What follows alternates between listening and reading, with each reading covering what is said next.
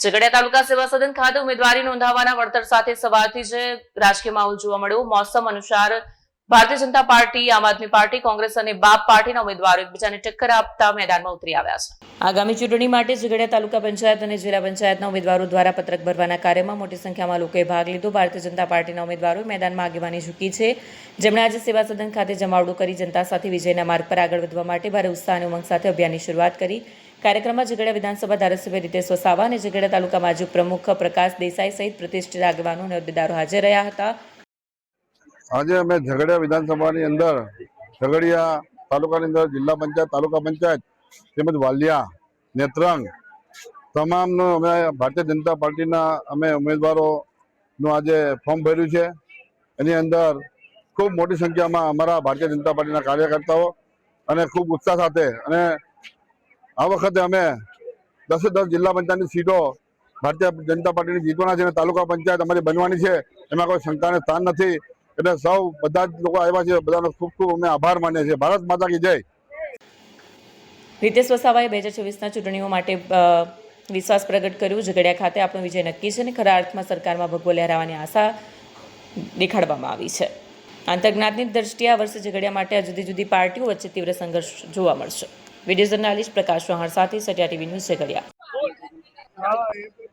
આજ રોજ ઝઘડિયા પ્રાંત ઓફિસ ખાતે ઝઘડિયા વિધાનસભાના લોકપ્રિય ધારાસભ્ય આદરણીય રીતેશભાઈની આગેવાની હેઠળ ઝઘડિયા તાલુકાની 4 જિલ્લા પંચાયતના ઉમેદવાર તથા 4 જિલ્લા પંચાયતમાં આવતા તમામ તાલુકા પંચાયતના ઉમેદવારો સાથે અને ભારતીય જનતા પાર્ટીના વરિષ્ઠ કાર્યકર્તા અને સમર્થકો સાથે આજે અમારું નામાંકન અહીંયા થયું છે।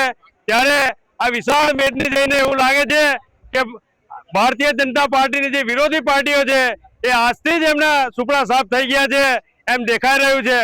મિત્રો, નરેન્દ્રભાઈ મોદી અને ભૂપેન્દ્રભાઈ પટેલની જે આ સરકારના જે વિકાસલક્ષી કામ કરેલા છે એ કામોને લઈને અમે લોકોની વચ્ચે જવાના છે અને આવનાર દિવસની અંદર પણ આ વિધાનસભાની અંદર અને તાલુકાની અંદર જે રીતે બીજા શહેરો અને ગામોનો વિકાસ થઈ રહ્યો છે એ રીતેનો વિકાસ કરવાની અમે કટિબદ્ધતા રાખીએ છીએ અને સૌને ખાતરી આપીએ છીએ કે આવનાર દિવસની અંદર ઝઘડિયા તાલુકા અને સમગ્ર ઝઘડિયા વિધાનસભાની અંદર ભારતીય જનતા પાર્ટીનો ભગવો લહેરાશે અને વિકાસની નવી દિશા ઝઘડિયા વિધાનસભા પર પાર કરશે।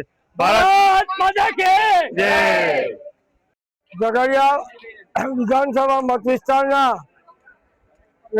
આ વિસ્તારના લોકલાડીના ધારાસભ્ય શ્રી રીતેશભાઈ વસાવાની આગેવાનીમાં સમગ્ર ઝઘડિયા વિધાનસભામાં જ્યારે ભગવો લહેરાવવાની એક લહેર ઉઠી છે, ત્યારે આજે ધારાસભ્યશ્રી, પક્ષના વરિષ્ઠ આગેવાનો અને જે આ શક્તિ ભારતીય જનતા પાર્ટીની જેવા કાર્યકરોની ખૂબ અને તે લોકોની જે ઉત્સાહની મેદની સાથે આજે ઝઘડિયા તાલુકા, વાલિયા અને નેત્રંગ તાલુકામાં ભારતીય જનતા પાર્ટીના ઉમેદવારોએ પોતાના નામાંકન ભરી દીધા છે। ત્યારે આવનારી ચૂંટણીનું પરિણામ માત્ર ને માત્ર ભગવો હશે।